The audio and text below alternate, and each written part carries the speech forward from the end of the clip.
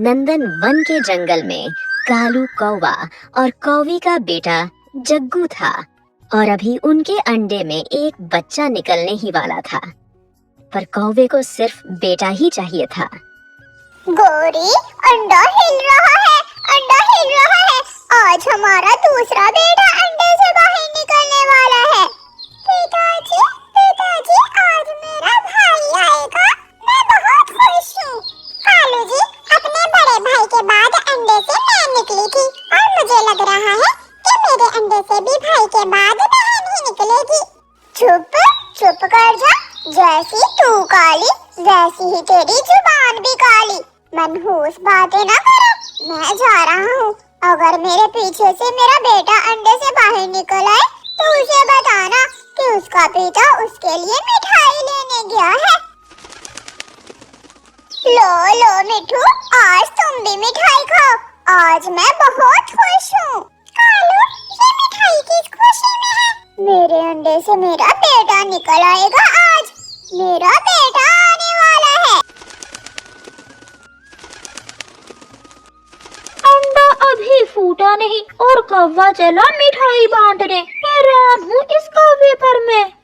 शाम को कालू कौवा घर जाता है तो देखता है अंडे में से एक बेटी बाहर आ चुकी थी। कालू, ये क्या हुआ? कालू, मैं ना कहती थी कि इस बार अंडे से बेटी ही निकलेगी। क्या क्या अंडा फूट गया है? पिताजी, पिताजी, अंडे से लड़की को भी निकली है। मैं इसे बहन नहीं कहूँगा। मुझे तो भाई चाहिए था।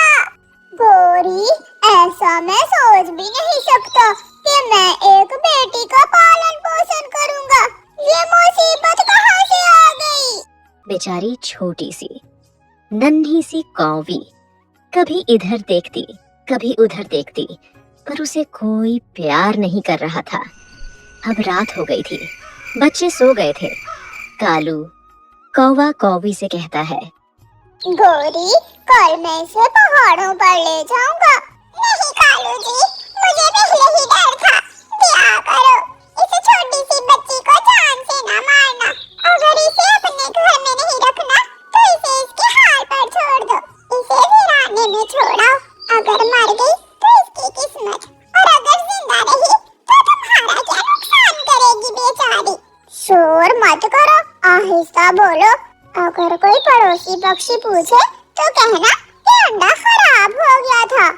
गौरी कौवी अपनी बेटी को पालना तो चाहती थी, पर वो कालू कौवे से बहुत डरती थी। इसलिए वो चुपचाप अपने पति की बात मान लेती है। अब कालू कौवा छोटी बेटी को उठाकर ले जाता है और एक वीराने जंगल में छोड़ देता है और आने लगता है। तब बेटी बोलती है, पिताजी, सुनिए, एक बात तो सुनिए। शुक्रिया पिताजी, मुझे जिंदा छोड़ जाने के लिए आपका बहुत शुक्रिया। कालू कौवा अपनी बेटी की कोई बात सुने बिना ही वहाँ से भाग जाता है। बेचारी छोटी बेटी अपनी उड़ना नहीं जानती थी। वो भूखी प्यासी वहीं बैठी हुई थी। काफी देर बाद वहाँ से एक बूढ़ी कौवी जा रही थी तो उसने छोटी बेटी को देखा और उसके पास गई। ये छोटी कौवी यहाँ कैसे?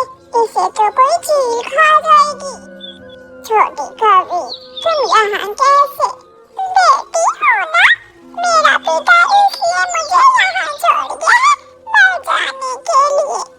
ये सुनकर बूढ़ी कौवी को बुरा लगता है और वो उसे अपने साथ अपने घर ले जाती है।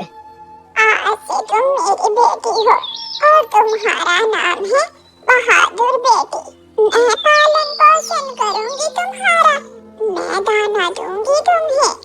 क्या मैं आपको माँ कह दिया करूं? हाँ बेटी, आज से मैं तुम्हारी माँ हूँ। इस तरह वो छोटी बेटी अब हमेशा अपनी माँ के साथ रहने लगी। अब धीरे धीरे समय निकलता जा रहा था। कौवा और कौवी सब कुछ भूल गए थे कि उनकी एक बेटी भी थी। उनको तो बस अपने बेटे की ही चिंता रहती थी। कालू जी, जग्गू बड़ा हो गया है। अब इसे पौष्टिक भोजन की जरूरत है। हर रोज दाना खा खा कर जग्गू कमजोर होता जा रहा है। तुम तुम चिंता ना करो, मैं कल कुछ करूँगा। अब समय निकलता गया, धीरे धीरे सब बदलता गया। रुको रुको चिड़िया, इस थैले में क्या है? मैं क्यों बताऊं? अच्छा, ऐसे नहीं बताओगी। इस थैले में मेरे बच्चों के लिए फल है। ये फल मेरा जग्गू खाएगा। लो, तुम ये दाना ले लो। पता क्यों?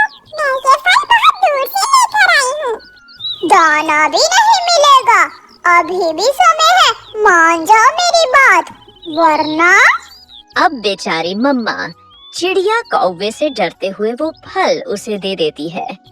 इस तरह कालू कौवा सबको डरा धमका कर अपने बेटे को हर चीज दिया करता था। अब धीरे धीरे वक्त के साथ जग्गू भी बड़ा हो गया और बूढ़ी कौवी की बेटी भी बड़ी हो गई। वो हर काम करती। वो अपनी बूढ़ी माँ के साथ खेतों में काम किया करती। बहादुर बेटी, अब हमारी केले की फसल तैयार है। अब कुछ ही दिनों में हम अपनी केले की फसल काट कर नई फसल बो देंगे। माँ, इस बार हम मकई की फसल उगाएंगे। सुना है मकई की फसल बहुत अच्छा मुनाफा देती है। इस तरह वो कौवी अपनी बूढ़ी माँ की बहुत सेवा करती है और उधर कालू कौवा का बेटा जग्गू कौवा एक कौवी को भगाकर शादी करके घर ले आता है। लॉली, ये मेरे माता पिता हैं। जग्गू बेटा, ये कौवी कौन है? माँ, मैंने शादी कर ली है। ये मेरी पत्नी है। मुझे बताया ही नहीं बेटा, इतनी भी क्या जल्दी थी? ससुर जी, मैंने भी अपने माता पिता को नहीं बताया। अब 2 दिन ही बीते थे कि नई बहू ने अलग अलग घर में रहने का कह दिया। जग्गू जी, अगर एक घर नहीं बना सकते हो तो अपने माता पिता से कहो कि वो कहीं और चले जाएं। माता पिता भी तो सुन ही रहे हैं। अगर आपको लाली की बात बुरी लगी है तो मैं चला जाता हूँ लाली को लेकर यहाँ से। नहीं जग्गू, मैंने कभी तुम्हें दुखी नहीं किया। जमाने भर की खुशियाँ दी है मैंने तुम्हें खुश करने के लिए कभी अच्छे बुरे की परवाह नहीं की। तभी तो आज ये दिन देखने को मिल रहे हैं। चल कालू, अब इस घर में हमारा गुजारा नहीं है। इस तरह वो दोनों अपने माँ बाप को घर से निकाल देते हैं। अब रात हो गई थी।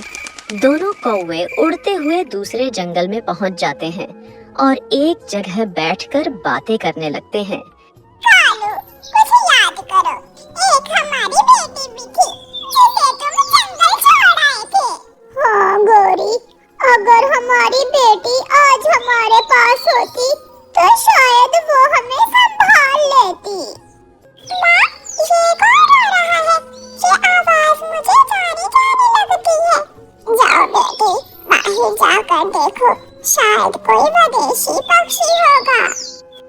कौन है? माँ, पिताजी, आप यहाँ कैसे? मैं वही हूँ पिताजी, और ये पेड़ भी वही है जिस पर आप मुझे छोड़कर गए थे। वो दोनों रोने लग जाते हैं। मुझे माफ कर दो बेटी, मैं भूल गया था। बेटी, मैं बहुत मजबूर थी, तब भी मजबूर थी और अब भी मजबूर हूँ, क्योंकि मैं भी तुम्हारी तरह एक बेटी हूँ। फिर छोटी बेटी उनको अपने घर ले जाती है। पिताजी, आज से आप मेरे पास इसी घर में रहेंगे। आपने तो मुझे पालने के डर से घर से निकाल दिया था, मगर मैं बेटी होने का हक अदा करूँ। ये सुनकर कौवे और कौवी को अपनी गलती का एहसास हो जाता है। वो बहुत शर्मिंदा हो गए।